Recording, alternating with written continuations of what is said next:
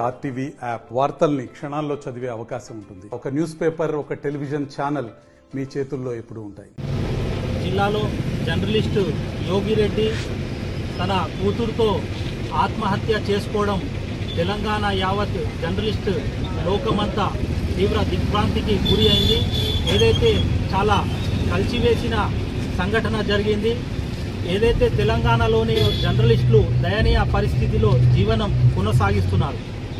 ఈరోజు జర్నలిస్టులు సమాజ సేవలో కీలక పాత్ర పోషిస్తూ అనేక ఏదైతే విషయాలు బయటికి తీసుకువచ్చి ప్రజా సమస్యల పరిష్కారం కోసం కృషి చేస్తున్నటువంటి జర్నలిస్ట్ లోకానికే తీరని అన్యాయం జరుగుతుంది. జర్నలిస్ట్ యోగిరెడ్డి చనిపోవడం చాలా బాధాకరమైన విషయము. ఈ విషయం పైన పాలకులు కూడా స్పందించకపోవడం చాలా బాధాకరమైన విషయం. అయితే జర్నలిస్టులు ఐక్యంగా ఉండి తమ హక్కుల సాధన కోసం ముందుండి రావాలి. ఎందుకంటే రాబోయే కాలంలో ఇలాంటి సంఘటనలు జరగకుండా మనం ఏదైతే ముందుకు రావాల్సిన అవసరం ఎంతైనా ఉంది. యువ జర్నలిస్టులారా, మరి ఏదైతే జర్నలిస్ట్ మిత్రులారా, నేను ఏదైతే శాంతియుత ర్యాలీ ఏదైతే చేశామో ఈ సందర్భంగా మీ అందరికీ విన్నవిస్తున్నది ఏంటంటే, ఎన్ని సమస్యలు ఉన్నా ఆత్మహత్యలు మాత్రం చేసుకోకండి. తప్పకుండా ఏ సమస్య ఉన్నా పరిష్కారం అవుతుంది. సమస్యకు పరిష్కారం లేనిది ఏ సమస్య ఉండదు. కాబట్టి దయచేసి ఆత్మహత్యలు చేసుకోకుండా ఖచ్చితంగా పోరాడాలి. ప్రతి సంఘం జర్నలిస్టుల వెంట ఉంటుంది. కాబట్టి మీ వెంట ఖచ్చితంగా ప్రతి ఒక్క జర్నలిస్ట్ ఉంటారు. ఆత్మహత్యలు చేసుకోకుండా సమస్యలపై పోరాడాల్సిన అవసరం ఎంతైనా ఉంది. వరంగల్ జర్నలిస్ట్ యోగిరెడ్డి ఆత్మహత్య, పాపను హత్య చేసి తాను ఆత్మహత్య చేసుకున్న ఘటన యావత్ తెలంగాణ రాష్ట్ర జర్నలిస్టుల సమస్యలు సుదీర్ఘకాలంగా ఇంకా పెండింగ్లోనే ఉన్నాయి. నాటి ఢిల్లీ జంతర్ మంతర్ నుంచి నేటి ప్రజాపాలన వరకు మా సమస్యలు ఎవరు పరిష్కరించలేదు.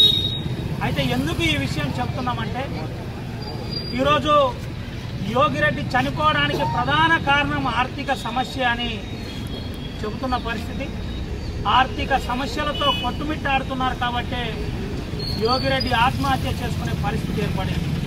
యోగిరెడ్డి కనుక నిజంగానే ప్రభుత్వం ఒక ఇల్లు స్థలమో లేదంటే ఇల్లు మంజూరు చేసి ఉంటే ఈరోజు ఆ పరిస్థితి ఉండకపోయేది.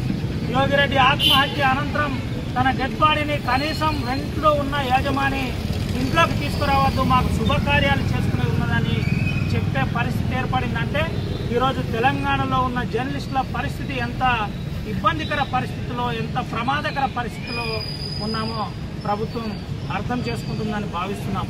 అయితే అంతకుముందు 10 సంవత్సరాలు ఇగనా అగనా మా కళలు నెరవేరుస్తాయని మేము అనుకున్నాం. కానీ కళలుగానే మిగిలిపోయినాయి. ప్రజాపాలన వచ్చిన తర్వాత మా ప్రజాపాలనలో మా సమస్యలు వెంటనే పరిష్కారం అవుతాయని అనుకున్నాం. పలుసార్లు ముఖ్యమంత్రి కూడా చెప్పిన పరిస్థితి. కానీ ఆ హామీ కూడా అదే విధంగా ఉంది. ఇప్పటి వరకు ఒక జర్నలిస్టు న్యాయమైన సమస్య ఏదైతే ఉందో, హెల్త్ కార్డు కావచ్చు, ఆరోగ్యపరంగా హెల్త్ కార్డు కావచ్చు, అదేవిధంగా సొంతింటి కళ కావచ్చు, ఇప్పటిదాకా పూర్తిగా నెరవేరలేదు. భద్రత విషయంలో కనీసం ఎటువంటి కార్యాచరణ జరగలేదు. వెంటనే దీనిపై ప్రభుత్వం పునరాలోచించి వెంటనే ఈ సమస్యను పరిష్కరిస్తుందని మేము కోరుతూ, ప్రధానంగా యోగిరెడ్డి ఆత్మహత్య చేసుకోవడం చాలా బాధ కలిగించింది, చాలా కలిసివేసింది. అయితే యోగిరెడ్డి కుటుంబానికి ఇప్పుడున్న తన భార్యకు వెంటనే ప్రభుత్వం ఎక్స్గ్రేజ్గా చెల్లించాలి. దీంతో పాటు ఒక అవుట్సోర్సింగ్ కానీ కాంట్రాక్ట్ పద్ధతిలో కానీ ఒక ఉద్యోగం ఇవ్వాలి. లేదంటే ప్రభుత్వ ఉద్యోగం ఇస్తే ఇంకా జర్నలిస్ట్ లోకమంతా హర్షిస్తుంది. ప్రధానంగా జర్నలిస్టు యోగిరెడ్డి కనీసం 3 నెలల ఇంటి రెంట్ కట్టలేని పరిస్థితిలో కొట్టుమిట్టాడారంటే ఈరోజు తెలంగాణ జర్నలిస్టులు ఎంత ఇబ్బందులో ఉన్నారో ప్రభుత్వం వెంటనే ఆలోచిస్తుందని మేము అనుకుంటున్నాం. న్యాయమైన డిమాండ్లు వెంటనే పరిష్కరించాలి.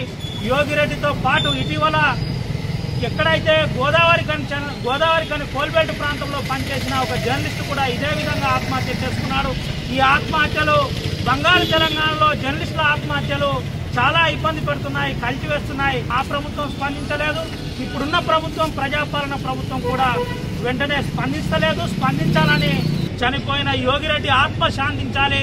చనిపోయిన యోగిరెడ్డి కుటుంబానికి మా ప్రగాఢ సానుభూతి కొమరం భీం ఆసిఫాబాద్ జిల్లా జర్నలిస్టుల తరఫున తెలియజేస్తున్నాం. ముఖ్యంగా ఇన్ని రోజుల నుంచి గత ప్రభుత్వం ఈ ప్రభుత్వం కాలక్షేపం చేస్తుంది. జర్నలిస్టులలో ఐక్యత లేదని, జర్నలిస్టులు రకరకాల గ్రూపులు ఉన్నాయని ఒక ప్రచారం చేస్తున్నారు. మేమందరం ఒకే సంఘటితంగా ఉన్నాం. గ్రూపులు ఎన్నెన్నో ఉండొచ్చు. సమస్యలు వచ్చినప్పుడు సంఘటితంగా పోరాటం చేయడానికి మేము సిద్ధంగా ఉన్నామని ఇక్కడి నుంచే ఆసిఫాబాద్ నుంచి ప్రభుత్వానికి తెలియజేస్తూ యోగి జర్నలిస్టు ఆత్మ శాంతించాలని కోరుకుంటున్నాం. జై హింద్, జై తెలంగాణ. జర్నలిస్టుల ఐక్యత వర్ధిల్లాలి. మరిన్ని వీడియోస్ కోసం ఛానల్ ని సబ్స్క్రైబ్ చేయండి. లేటెస్ట్ అప్డేట్స్ కోసం వాట్సాప్ ఛానల్ ని ఫాలో చేయండి.